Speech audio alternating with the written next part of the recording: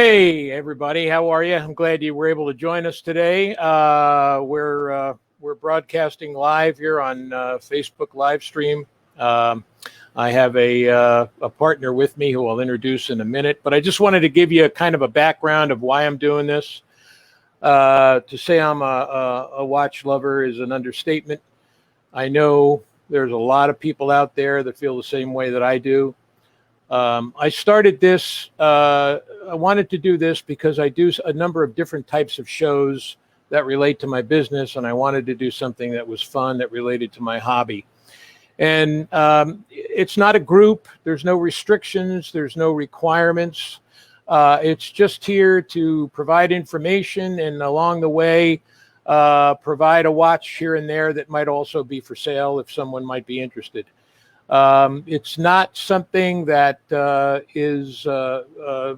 is going to be anything other than knowledge-based, and maybe to throw in some opinions here and there, and to welcome other opinions. But there's no right or wrong on this show. There's no parameters other than your own interest in horology and what you might want to add to the show. We're going to start out by showing some watches that are maybe what I like to call old school watches, watches that were made by companies that you probably know that were made at a time when I thought the quality for those particular companies were at a much higher standard.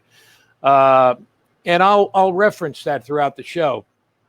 We're also from time to time going to show some high-end watches. We've got two watches I think that might fit that category today. But then I'll talk about some other watches that I own and that I think are a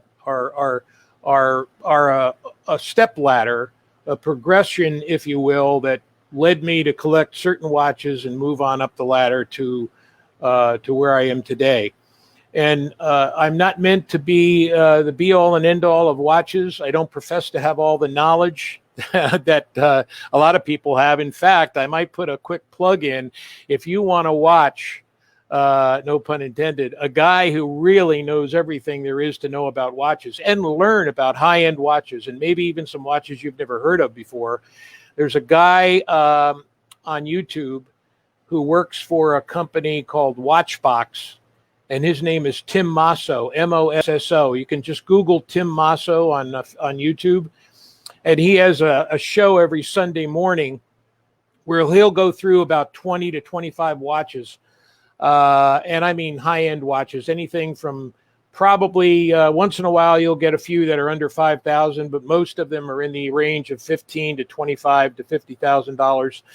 And it's fun to learn about him. It's fun to explore his knowledge.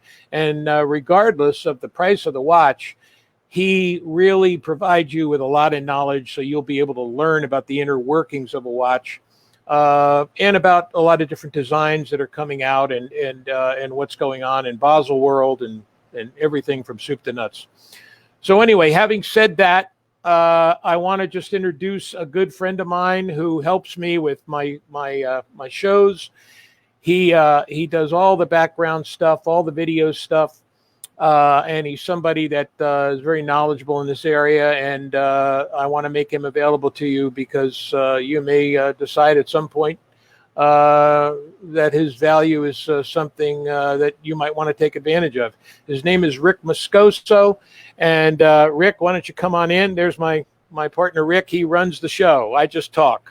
Hey, Bill, thanks for having me on. This is exciting. This is a new platform for you and for us, what we've done in the past. So, I'm really excited to learn from you. And we've been friends for quite a while now, and I've learned your devout passion for watches. And in the short amount of time that I've known that you've been a collector, I've watched the different phases that you've gone through, and different needs and wants that you've transitioned to, and I have a high appreciation for your knowledge, and I know people out there will no doubt have the same feeling. So well, I appreciate that, Rick.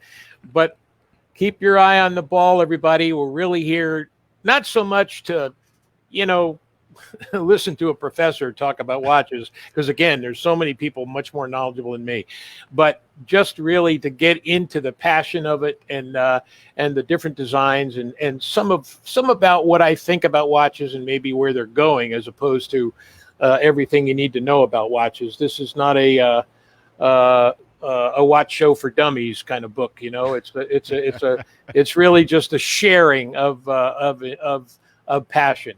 So let's start out with our first watch. This watch is a brand you all know.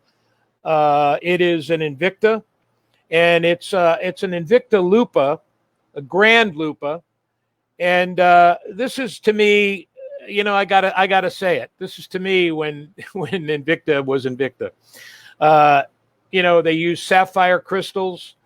You can see the domed crystal on this watch. You can see the meteorite dial and the striations in the meteorite. And then you can see on the outside of the bezel, you can see the diamonds going around the bezel area in a very tasteful manner. Not too flashy, not too much, but it's a decent size watch. You know, you can see it on my wrist there. It's not a very overpowering watch, but by no means is it a watch that is just going to be very petite on your wrist. It's got a beautiful green, thick alligator strap with quick release pins. You can see them here, and it's got the famous Lupa ball style pushers, and of course it's a chronograph. And to get that out of the way, let's remember a chronograph has subdials that are sometimes referred to as registers. And basically what they're there to do is to measure the elapsed minutes and seconds on a particular watch. And also on a chronograph, you can push the upper pusher, and the sweep hand will start, and you can time somebody if they're running a race or whatever it might be. But anyway, you can see the white stitching on the alligator strap, which I think is a nice contrast. Again, there's the back side of the watch. But this was a quality Invicta watch that I don't see being made anymore. You'll never see Invicta, to my knowledge, ever use a sapphire crystal again. I don't like those crystals that are being used by a number of different watch companies that substitute sapphire glass. Some people say they're a combination of mineral crystal and sapphire crystal to be both scratch and shatter resistant. To be very candid with you, I don't really buy it. So anyway, this Invicta watch is something I've had for a great long time, and I really enjoy it. And I've come down in size. You know, I have a 7.5-inch wrist, but I've really come down to my sweet spot now is somewhere between 40 and 46 millimeters. I very rarely wear something that's larger than 46 millimeters, although I do have watches that are bigger than 46. I've come to feel like they're a little bit, for me now, they're a little bit cartoonish for me, and they don't really fit my style. I like to have something that looks kind of business professional, but also sporty at the same time. So anyway, there's our first watch. It's an Invicta Lupa Grand. Let me show you our second watch. And this one is a Renato. And this one is a black IP watch. You can see, and Renato did something here that was very unique. I haven't seen a combination like this well, I never saw a combination like this other than this. You can see it's got a purple dial with yellow hour markers. It's got a diamond 8, so the 8 is fashioned with real diamonds. And you can see that it's a modified 80-40N movement. It's got the big date and then the day of the week. Let me put it this way and give you a little bit better view. So you can see it's a modified 80-40. And of course, by the way, some of these movements would surprise you if you ever needed a new one. You can buy an 80-40 for about $80, you can buy an ETA G10 for about $60. So anyway, here it is. It's got it's kind of got a almost like a striated dial with a sun ray burst at the top, and this is a wildebeest. Again, it is 46 millimeters, and you can see the kind of perlage decoration on the clasp, which the owner didn't have to do, but he added that little extra bit. And there you can see it's a screw down case back. So a nice Renato, about 46 millimeters. Again, it's got the screws on the outside of the bezel, kind of mirroring the looks of a Hublot. If you look up Hublot Watch Company, you'll see it's a very high-end watch company, and they kind of use a very similar design. I've seen watch companies get sued when they get a little bit too close to some of the other high-end designs. I don't think that happened in this case. I did hear of a few other cases where certain companies were sued. Have not heard that Renato was ever sued. So in any event, that's your 46 millimeter wildebeest. Bill, did you say that was an automatic? No, it's a quartz watch, as was the Lupa Grand before it. This is an ETA G10 211 movement. It's about 5.12 millimeters thick, and it has 4 jewels, and it's a Swiss assembled movement. And again, you could buy it online probably for somewhere in the vicinity of about $60. But you can see it's kind of a unique modified 8040 end with 8040 N. I'm sorry, this is an 80 modified. What am I saying? This is a modified 8040 N. This costs about $80 online. It's not an ETA G10. I beg your pardon. So you can see the day of the week and the big date at the top. We're coming to an ETA G10 in a minute. In fact, why don't we go to that now? So our third watch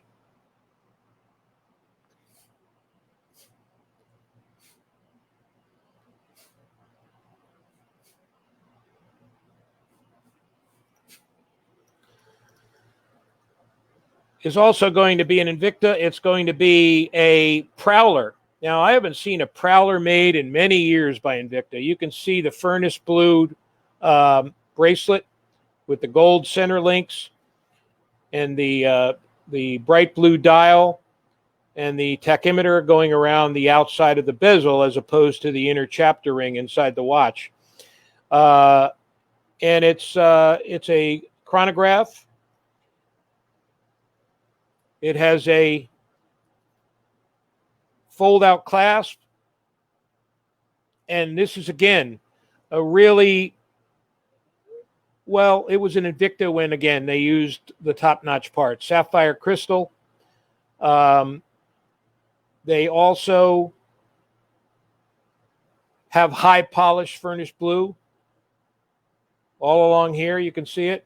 It's about, I would say, about 14 millimeters, maybe 15 millimeters in thickness.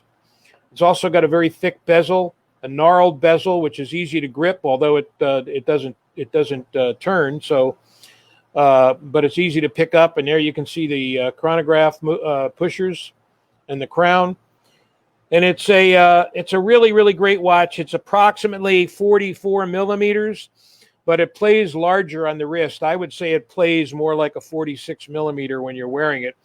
Although remember, when we measure the face of a watch, we usually measure from 10 to 4, and that's going to be the millimeters that it's designated as. But when you measure the outside of the bezel, including the pushers, you're actually going to have a bigger watch. So that's the Prowler. Again, I haven't seen a Prowler made in years. I don't know.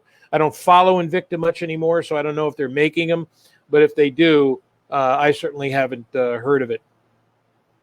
So, Bill, you mentioned before in the previous watches that these are sapphire crystals. Yes. And then some of the companies are going to more of the hybrid. Are you referring to the Sapphitech crystals? Well, Sapphitech crystal is one crystal that could be used. I think it was used by Swiss Legend.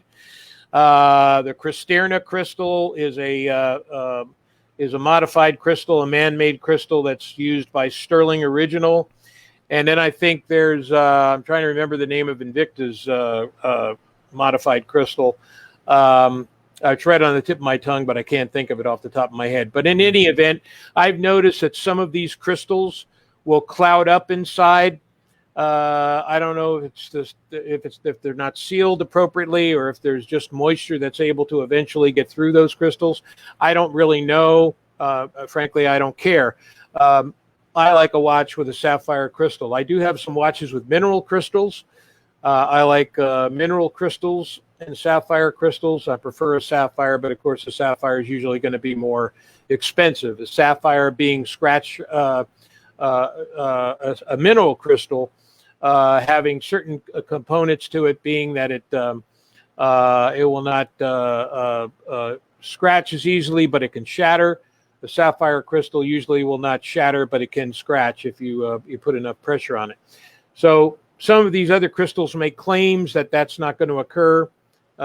Frankly, I don't buy it. Let's go to our next watch. This watch is a very interesting watch because there was a brand that was on TV years ago, along with Invicta and Android, which is now Aragon, and Sterling Original and Swiss Legend, and they were Croton watches. And only certain Croton, Croton watches, I thought were of value. This one, I think, is the best one they ever made, and I purchased it. It is a Croton watch that has an ETA 2824 Swiss automatic movement in it. You can see the open heart at the top of the watch. It's a very, very classy kind of a watch, sophisticated dress watch. It's a black IP. It's about a 45 millimeter watch. Has a beautiful, beautiful alligator strap with a dual deployant release mechanism. And there you can see the beating ETA 2824 movement. I hope you can see it anyway. And you can see the rotor, and there's the beat of the movement, oscillating movement. And there is a really, really, and you can see, I beg your pardon, it's not an alligator. I think it's a crocodile strap. You can see there, genuine crocodile. And it's a really, really great watch. I mean, it's more of a dressy watch, but you can use it as business casual as well. And Croton really did a fine job on this watch. It's got a beautiful black IP finish, which, as I said, I kind of like. I love black IP watches. And then you can see the hour markers are visible in small dot effect, and it's got a an outer black ring with more of a white perlage inner ring. And it's a great watch. I mean, it's a watch that was moderately priced at the time I purchased it, although its value has been holding pretty steady. And you can see the word Croton there at the bottom of the watch. Just a beautiful, beautiful timepiece. I'm not a big Croton fan in general, but every once in a while you strike oil, and they certainly did, in my opinion, on this watch. Let's go to an Android, or at least it was Android. It's Aragon watches now. This is a purple watch. I have a real affinity for purple watches. It is an automatic watch. So let's open up the crown and give it a few winds. I love the purple dial. It also is a dive watch, as you can see, with a unidirectional rotating bezel. And if we can get a close-up, we can see at the bottom that I believe it says 200 meters water resistant. To be a professional dive watch, as you know, it needs to be at least 200 meters water resistant. And then, of course, a beautiful, beautiful 5-piece bracelet. You know, you don't see a lot of 5-piece bracelets every day for moderately priced watches, but this one certainly has it. And it is a fantastic way to put a watch together. You can see the 5-piece bracelet there. It's high polished. This is This is a Japanese automatic movement.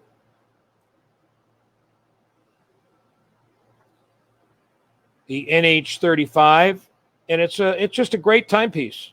Again, if you like a larger timepiece, this is one of my larger timepieces. I'm going to say this is at least 48 millimeters in size. This is a watch I'd be willing to sell if somebody made me an offer. I don't have it for sale, right now, but if somebody made me an offer and wanted it, I would consider it. It's absolutely in perfect, pristine condition. You can see it's a rather thick bracelet, and you can also see that the watch is probably about 15 to 16 millimeters in thickness. It's a good chunk. It takes up a good chunk of real estate on your wrist. You can see both the day and the date on this particular timepiece. Well, it's a beautiful watch there, Bill. It is. It's a beautiful watch and a big watch. And again, if you like big watches, then it's the right watch for you. And it's heavy on the wrist. It's a good chunky watch. But again, I noticed that the more you wear large watches, at least in my younger years, when I did wear more of them, you eventually, as you guys probably know, you don't notice that they're even on the wrist. But I do like titanium watches that are very, very light when you get into bigger size watches. I noticed that there's a lot of styles that look similar to that. Would that be considered a dive watch? Yes, that is a dive watch. That is a dive watch. Okay. That is a dive watch. It's 200 meters water resistant, and that's the official marking of a dive watch. Now, you can have quote-unquote watches that you might want to call a dive watch that look like a dive watch in design, but if they're not 200 meters or more, then they're not officially a dive watch. But of course, then again, you are more than likely not going to, if you're diving, you're probably not going to go down 200 meters anyway. At least a lot of people won't. And let me show you what I believe is our last Invicta. And this watch is for sale. It is a very kind of a rare watch. You can see the beautiful striations of the meteorite dial. It is a rose tone 7750 movement Subaqua Noma 1. Now, this is when Invicta, again, as I like to say, was Invicta. You can see it's a very thick watch. You can see the push button deployment clasp. And there you can see the beautiful movement inside. You can also note that this is, I believe, this is a limited edition. And of course, when Invicta came out with the Subaqua Noma 1 initially, it was 47 millimeters. It's I believe a little bit larger now, maybe 48 millimeters or a little bit larger. I'm not sure. But this is an Invicta Subaqua Noma 1. I remember it was very rare when I was able to get it. I really had to go through some struggles to purchase it. But it's all rose gold, as I said. And it's got orange outlined subdials with the beautiful striations of meteorite and a 7750 movement. You can see the thickness of the bracelet. And you can also see that the bracelet is kind of made with a snake style portion in the middle of the bracelet. That is very emblematic of how Panerai, the great Italian watchmaker, used to have bracelets on Panerai watches. They've changed since then.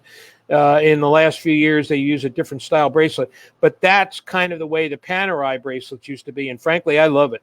I love a bracelet that has those almost like, it looks like a 3D stepping stone to the bracelet you can see on the side there if you look very closely. So this is an Invicta Subaqua Noma 1. Again, 7750 movement, meteorite dial, and it is for sale. If somebody wants to contact me, I'm more than welcome to discuss a price with them. Now, let's go to another great watch that maybe not everybody knows about. I'm hoping you do, though. This is a Chase door. And I don't think Chase door is in business anymore, but they premiered on, and I think we're exclusively on Shop NBC many years ago. And this is called a Conquest. And it also resembles in many ways a Hublot design. You can see the black subdials and the beautiful evergreen dial with the black. Actually, this is not black IP. This is more like a gunmetal case and bezel with silver screws on each side and the smaller screws on the outside of the watch. It is a chronograph. You can see the pushers. And it's just an absolutely beautiful watch. It's listed as 46 millimeters, but I think it plays more like a 47 or 48 on the wrist. It's got a beautiful, beautiful bracelet with the gunmetal steel inserts on each side. Just a beautiful, supple rubber strap, not like those hard, crusty rubber straps that I saw used to break a lot on the Invicta watches before they got a little bit wise to that. But this is a beautiful, beautiful silicone rubber strap. And you can see I mean, I love this watch. Chase door was designed by Marianne Chase out of Beverly Hills, California. I have another watch that's similar to this with a yellow band and a yellow dial with black subdials, and also the gunmetal going around. So if you can picture that, it's a great looking watch. And then I have an ETA 2824 automatic as well that has a blue dial and a steel bracelet that's made out of black IP center links and rose tone outer links. So it's black and rose tone bracelet with a rich dark blue mother of pearl dial. And that's an ETA 2824. That is not here today to show, but I will get to that at some point. So there it is. It's a beautiful, beautiful Conquest by Chase door. Again, not in business any longer, but you may remember them. They were fairly high priced on Shop NBC, and I want to say when I say high priced on Shop NBC, I'm talking maybe in the $500-600 range, as opposed to the $100 or $200 or $250 range that a lot of Invictas and Androids and Swiss Legends were priced at. Now let's go to a very unique high-end brand, a watch that would go anywhere between maybe $2,000 and $5,000. This is a gorgeous watch called Clerk. Clerk is a it's a smaller company. It's a boutique brand right out of Geneva, Switzerland. And it's just an extremely high quality watch. This is a 44 millimeter watch, but again, it plays larger on the wrist, has a beautiful bracelet. You can see the striated center links in the bracelet. It's all put together with screws as opposed to pins. And it's a very thick and generous bracelet with a dual deployment clasp. And there you can see the beautiful movement and the perlage decoration on the rotor. Just a gorgeous, gorgeous watch. And you can see the fact that it has a black subdials. All subdials don't have to measure seconds and minutes, but they can be a subdial of this type, which is a dual time zone. You can see it's a dual time zone at the 6 o'clock position, and the big date is at the 12 o'clock position. So this is a light blue dial with an all silver tone case. It's a thick case. It's about 14 millimeters in thickness. Nice, generous bracelet. Again, it's a 45 millimeter, but it plays larger on the wrist, in my opinion. Maybe we can get a shot of that, Rick, if we move out. You can see that on my wrist. Just a beautiful light blue dial, goes well with the black.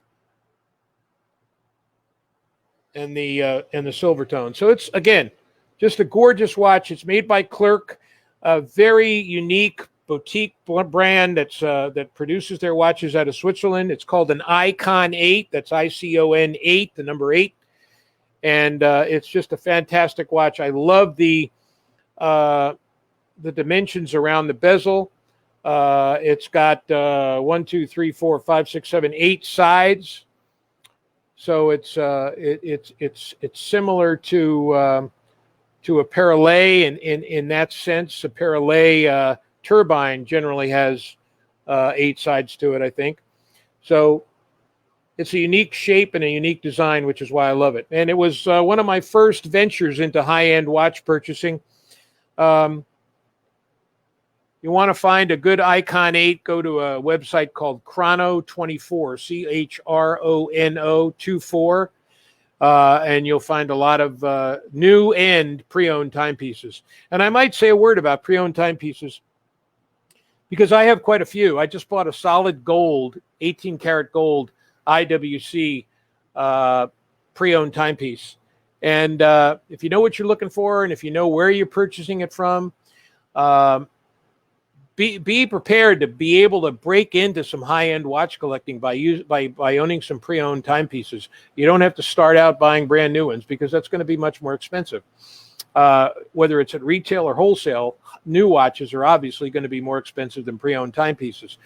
So look for some of these pre-owned timepieces. Look at the condition of the watch by way of the pictures. Call the seller up and have them pull the watch, have them talk about the watch. Many of them are more than happy to do that, and get into higher end watch collecting by using that initial step. Our last watch of the day is the watch that's for sale also, and it is a Breitling Super Avenger. This is a watch that is extremely beefy. All white dial with bright silver Stark hour markers. It's a Breitling in-house movement, and I'll tell you a little bit about this watch. It's a Breitling caliber 13. That means they're a manufacturer. Breitling is a manufacturer, and that means essentially that they make their own in-house movements. So they just don't make their watches and then go outside and purchase other movements. Like, for example, from like ETA, but they can actually make their own movements. And sometimes they will purchase from ETA or other watch movement companies, and then they'll modify it to their own specific design, and that makes it their movement as well. So this is an ETA 7750 base movement, but it's modified and called a caliber 13 made by Breitling because they made certain modifications to the movement and made it so the movement is going to be a lot more accurate as well. You can see that the diameter is 30 millimeters in diameter. It's a 25 jewel watch. And of course, it's got a beautiful, beautiful, silky, and let me open this up, a silky 5-piece bracelet. I mean, Breitling just makes beautiful 5-piece bracelets. It's just so silky smooth. And you can see it's put together with screws and not pins. It's got the diver's deployment clasp on it, the Breitling logo. You can see it's got micro adjustments here, so you can make it tighter or lighter, not tighter or lighter, tighter or looser on the wrist by taking out certain links. And maybe in the summertime it swells up a little, maybe in the wintertime it doesn't, so you want to move the micro adjustments. This is a fantastic watch in the utmost pristine condition. And I mean that sincerely. It's a gorgeous watch, and you can see the red subdial at the top, some red markings at the top, and the Breitling logo, of course, by the 3 o'clock position. This is for sale for $3,900. It's not a watch that I'm selling for any reason. other than I want to get some other watches that I have my eye on. And of course using the money from sale of watches that I eventually sell helps me move towards that goal. So it's just an outstanding timepiece. It's just an outstanding time. You can see the knarling on the pushers, and again, Breitling typically makes solid case backs. You're not going to see a whole lot of Breitlings that have open case backs so you can view their movements. You do see some, but for the most part, they go with solid case backs. This is a beast of a watch. It really, really is. And again, you can see it's about, I would say, maybe about 4 or 5 millimeters thick bracelet, and clearly about a 16 millimeter thick case. And there you can see it. And I'm trying to show you that there's not a mark on this watch. If there is somebody interested in it, again, about $3,900 is what I'm selling it for. When you mentioned that this is a beast of a watch, is it heftier in weight, or is it just because of the thickness? What are you referring to? No, it's a beast of a watch in two ways, in my opinion. Both the weight of the watch and the size of the watch. It takes up a lot of real estate on the wrist, and in fact, let me put that on the wrist and let you give a shot of it, Rick. Yeah. And what did you say the diameter was? So 48 millimeters. 48. Now remember, it's 48 millimeters from 10 to 4. So if you're looking at this watch on your wrist, you're probably looking about, with the pushers and the outside of the case back, you're probably looking at about 51 millimeters. It's just a huge timepiece. I'm trying to get a good shot without that glare, but I'm not able to do that for some reason. Try let me pull it back. There you go. Yeah, there you go. I can pull it back a little bit. You can see the side, and I have a 7.5 inch wrist, so I have a pretty thick wrist. Mm-hmm. So if you take a look at that on my wrist, it's just, and this is, again, when I was into bigger size timepieces, and I see my friend Sam has joined us here, and Sam knows that, I've sold him some of my larger timepieces because I just, I'm just not into them anymore. Your tastes change. And again, it doesn't mean one person's right or one person's wrong. It's all a matter of taste. I still, from time to time, like putting a large timepiece on my wrist. But the times I want to do that are so few and far in between that from where they used to be, that it doesn't make sense for me to hold on to a whole lot of them because they're not going to be worn. Yeah. So on this one, I had it for a while, but it's in pristine condition. I want to sell it. And the reason I want to sell it is to buy another 45 millimeter timepiece, a high-end watch that I have my eye on, and $3,900 would go a long way to doing that. So why keep this beautiful timepiece in my collection if I'm going to wear it in a very rare circumstance? And when I also know other people who like the size of this timepiece and who maybe want to break into collecting a Breitling for lesser than what they would pay at retail, would be able to enjoy it and get some use out of it. So I think that's really what pre-owned timepieces are all about. Don't ever think a pre-owned timepiece is being sold because there's something wrong with it. A pre-owned timepiece is generally being sold by real watch collectors, by people who love horology. It's being sold typically for the reasons I stated. You want somebody else to get use out of it because your tastes have changed, and or you want to put the money toward buying another timepiece that you like a little bit more because of the fact your tastes have changed. So there it is. It's just a gorgeous, gorgeous timepiece, and I love it. So that's it. I've shown you about 10 watches. I'll go back to the watch that we started with, which is this Invicta. You can see it's again. This is really, when I think Invicta made Invictas, it's a Grand Lupa. It plays very well on the wrist. I would say like a 46 millimeter. It's got a beautiful, beautiful green alligator strap with a quick pin release. It's a limited edition.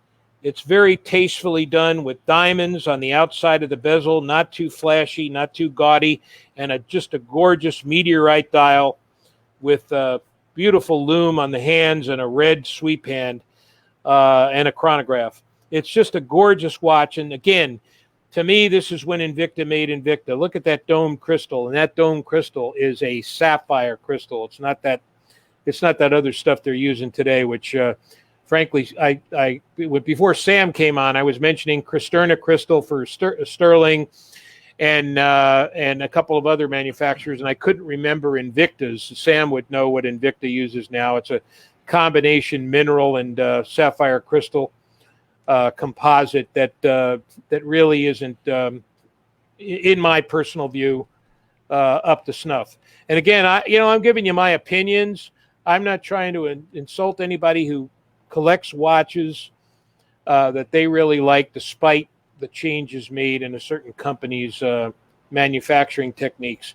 But it's just, for me, I like paying for the higher quality materials that come in a watch. And to me, a sapphire crystal, sapphire glass is the only way to go. That's just my personal opinion. So anyway, there's that initial watch that we started out with.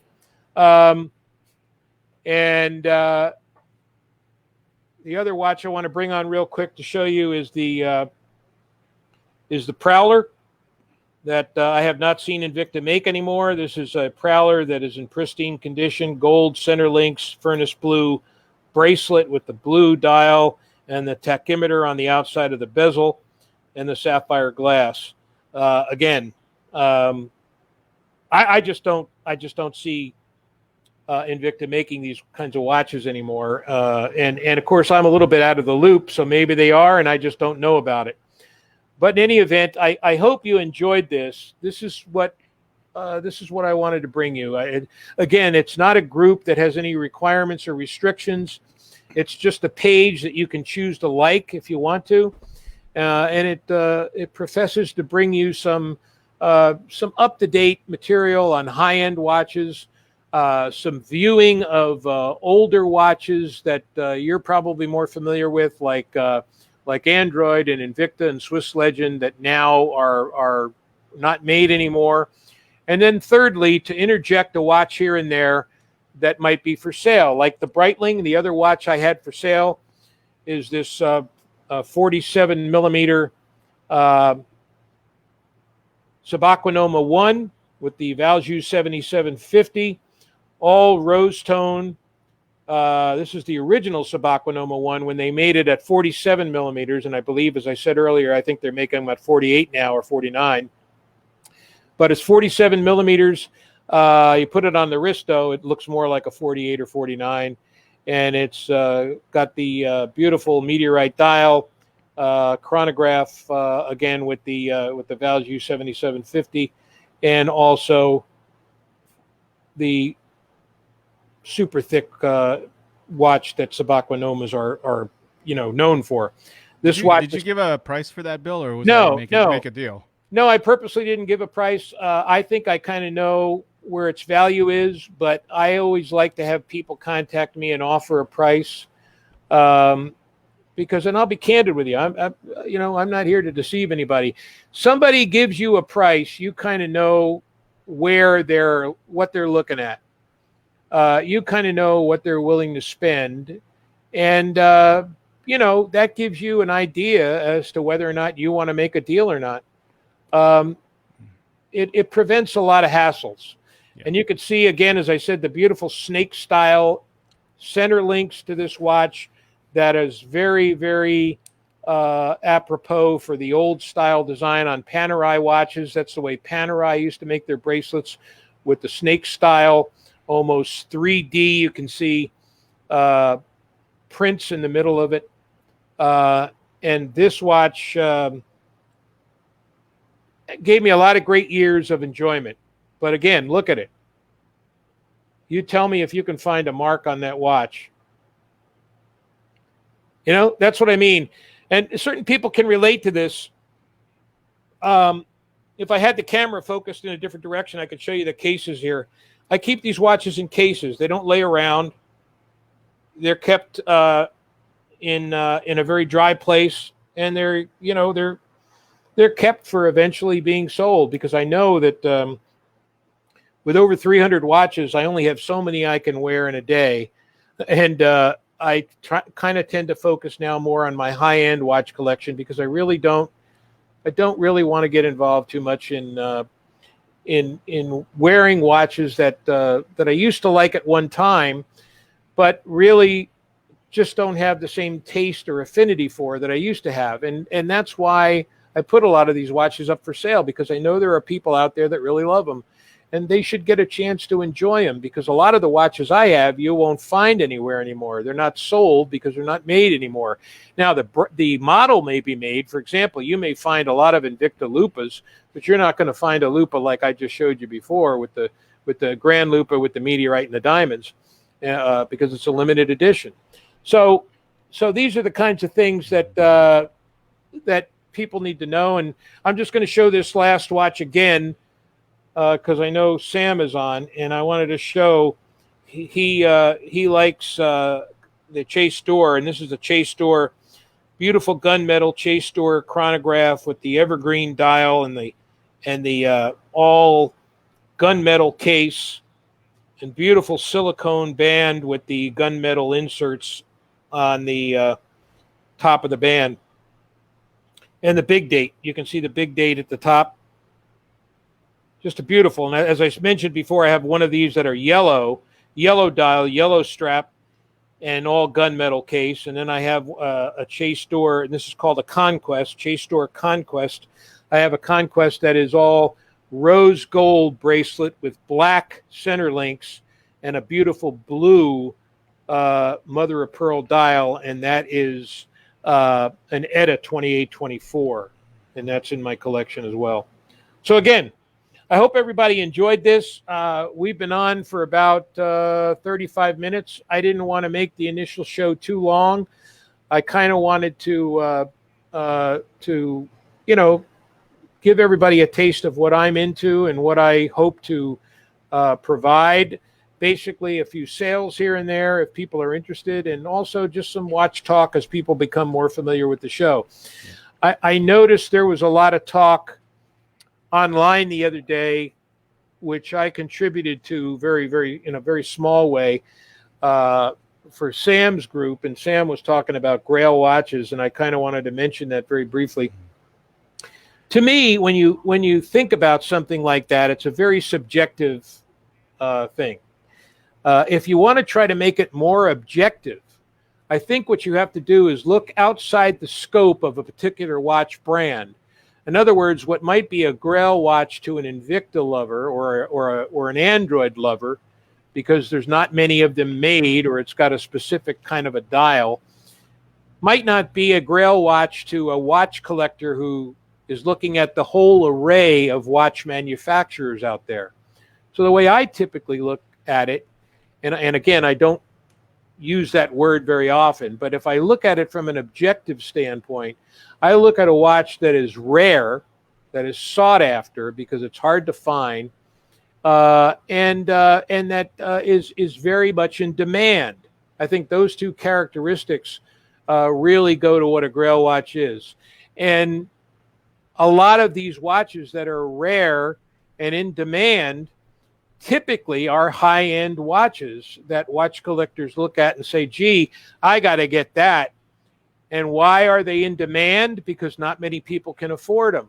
Why are they in demand? Because there's not many of them made. Now, you want to go into a specific watch collection, you certainly can fit, you got a high-priced Invicta, for example, at the higher top level of their price range, and they didn't make a lot of them. Hey, to you, that's a Grail watch. So I think it's understandable that when you just throw that out there, you're going to get a lot of different responses, because people tend to think of it subjectively. And when you do that, you tend to focus in on your own interests as opposed to the wide array of what's out there.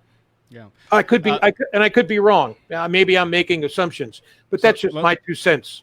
Let me ask you something, Bill. I been, perusing high-end watches, and I ran into this article about a watch. It's actually a 50-year-old Daytona, which is, I think we spoke off camera that typically this is about what, a $50,000 watch, It could $60,000 watch. a Daytona, depending on what how it's designed, and it might have diamonds, it might have mother of pearl dial. Mhm. You can get a Daytona anywhere from 19,000 up to 15,000 by Rolex. Yeah. Yeah. So this was pretty plain Jane. It was just there weren't any jewels in it, and it was interesting because it was previously owned by Paul Newman. Uh-huh. Had a engravement on the back of it from his wife Joanne that said "Drive safe, me." Right. Yep. So Yep. the story, from what I understand, the story behind it is he had given this watch to his daughter's boyfriend way back when, and so now you have this 50-year-old watch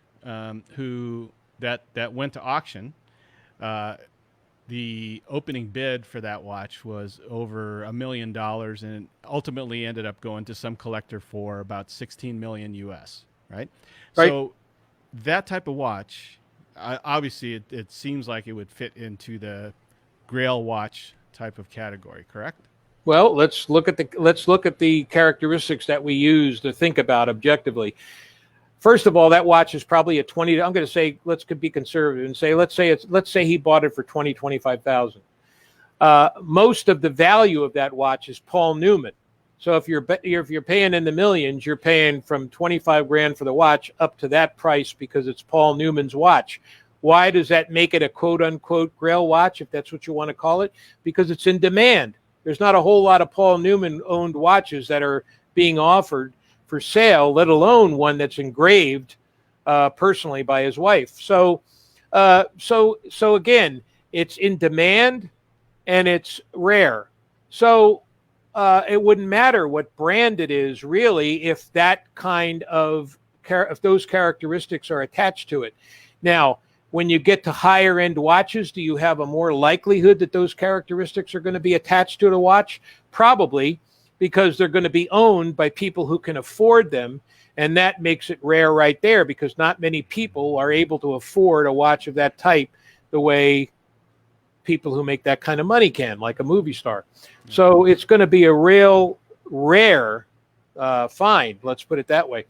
So yeah, I would say that a lot of people might call that a Grail watch because that's it was owned by Paul Newman and it's engraved by his wife, and there's not but one of those. Yeah, and I've heard another term also that was kind of used synonymously with Grail, and that's an exit watch, and I guess it's something that might refer to something that you would go to your grave with, or it's something like that. Yeah. I mean, again, that term I don't know that I really like that term at all. Yeah.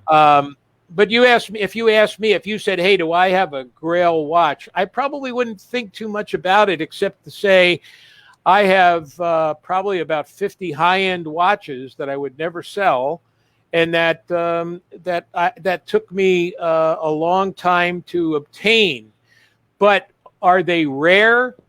Are they in demand? I don't know that you would probably say that about maybe only 2 of those watches that I have. So, that's the way I look at it. And again, I'm not the expert. I'm just throwing in my 2 cents. I was trained as a lawyer, so I look at things objectively rather than subjectively. And I kind of look, okay, how do I look at this? Well, if I'm looking at it from the outside looking in, is it a very rare piece, and is it being sought after by a lot of people? To me, that's the measuring stick I use. But again, I don't think there's any strict right or wrong to it. And I think that's why it's a very interesting topic, in the sense that it's going to draw a lot of participation by a lot of people. And if that's what you're looking for, that's a great way to start a group and a great way to get people interested. And in fact, you might want to throw out a very controversial topic every time to start your show, because that's going to draw a lot of interested people that dig horology. Yeah.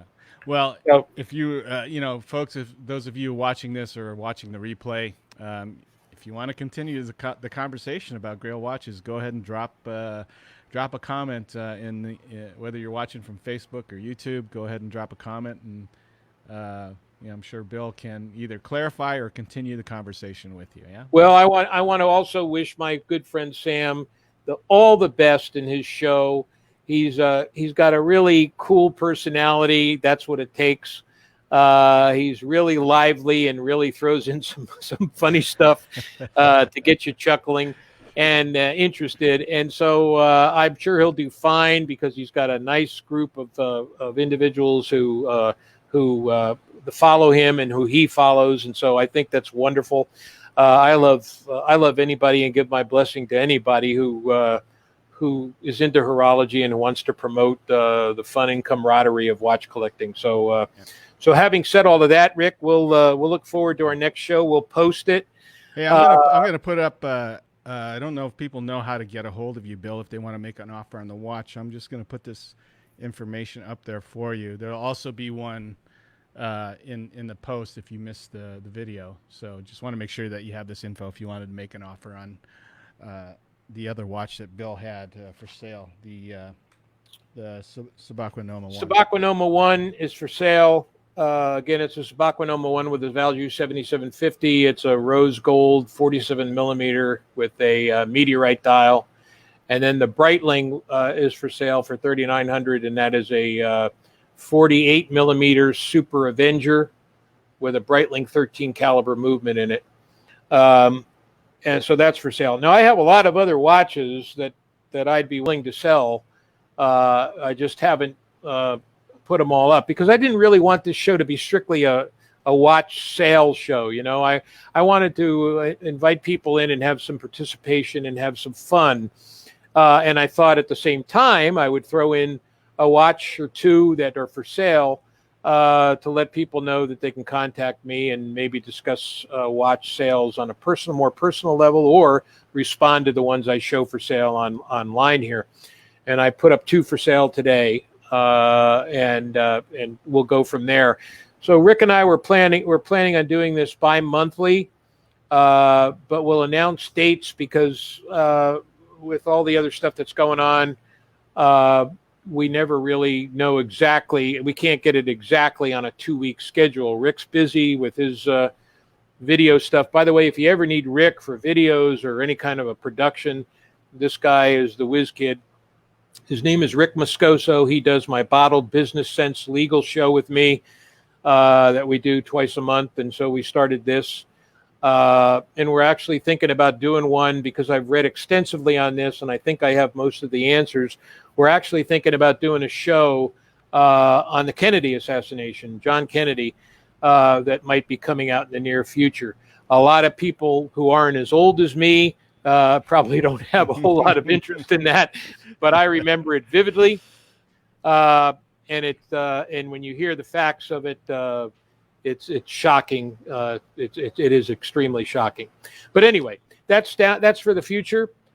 We enjoy doing this. We do it for free because we like to have fun and we like to give back to the community.